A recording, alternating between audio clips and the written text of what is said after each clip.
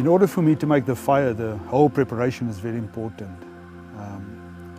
This time I've decided to use the common wild fig. And there's two sticks. The one is the drill and the other one is the base. They've been prepared for the fire. And then I'm going to use on the ground here, and I'll pick it up, a fire board. It's just a flat piece of wood. And what I use it for is to put the tinder on, and then also to ensure that when the coal drop from the base of the common wild fig, that it will actually drop into the tinder on the base plate, because I don't want to lose that. I don't want to lose the coal. If I lose it, then I have to start all over again. And then, of course, when you've got the coal, you still don't have fire because you need the flame. So very important is to have some additional tinder, and for this I use dry elephant dung, and I've got some extra elephant dung, so in case I lose it the first time, I can always use more of it. So this I will keep, and I'll just hide it at the back here because I'm going to need more of this later. And then fine grass, important that everything is dry. This could be a bird's nest or just dry grass that you pick up from the veld.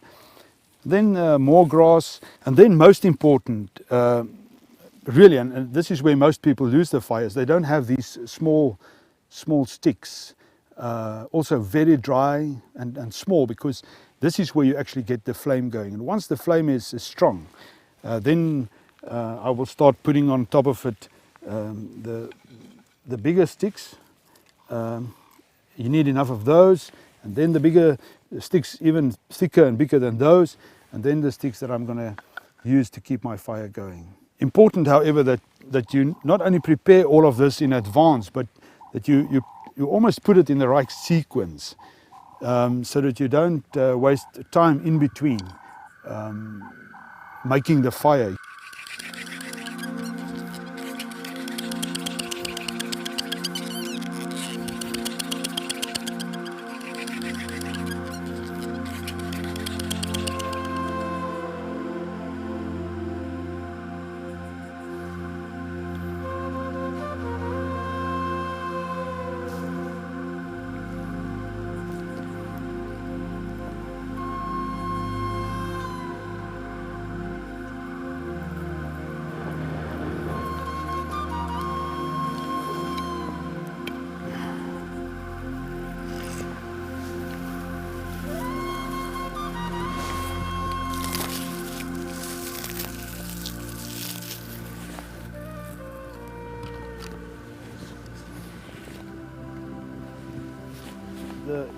The difficult part from making the fire is simply that it takes time to get all the material and all the equipment you need.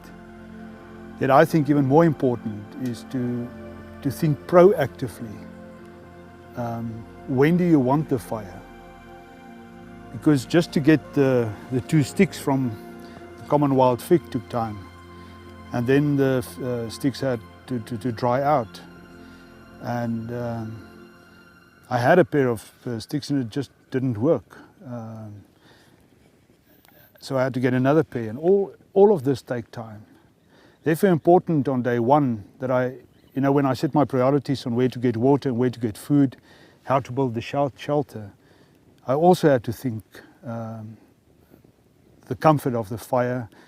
It just helps me a lot at night, not only if you have any food to prepare that, but also it gives you a sense of security and you feel safe around the fire. And then I had to plan it. And maybe the most important thing is to understand that in everyday life we only have so much energy.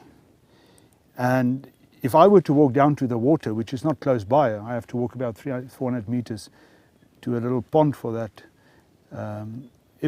If I have to walk there, then on the way there, I better look for some of the stuff that I'm going to need tomorrow or the day after.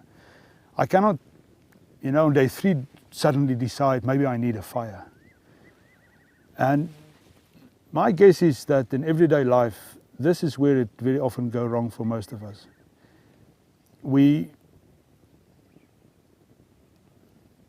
as kids, I think we have very much a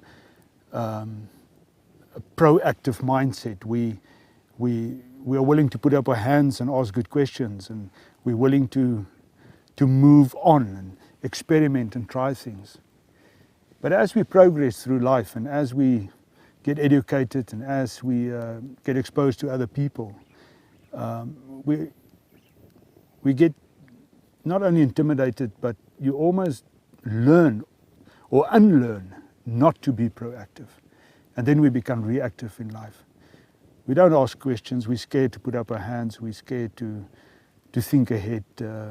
Well, maybe the end result is we just don't take responsibility. We don't realize that we've got this ability in us to respond to life, to the challenges of life.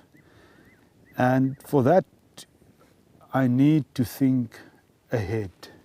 I need to think and plan ahead so that I can start organizing myself eventually up to a point that when I have to implement, then it really works.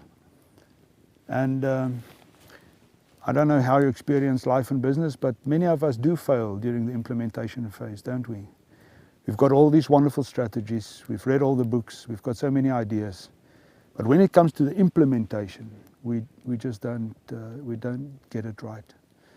And just in this little exercise of making my own fire in the veld here, I once again had an opportunity to remind myself of how important it is to not only think proactively and position myself and prepare myself mentally and emotionally for this, but also to understand that I need all the things that I used here in the physical world,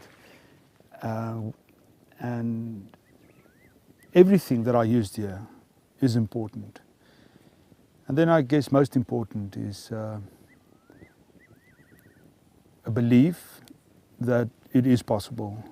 How many people would try to make fire from sticks, and even before they start just think or believe it's just not possible.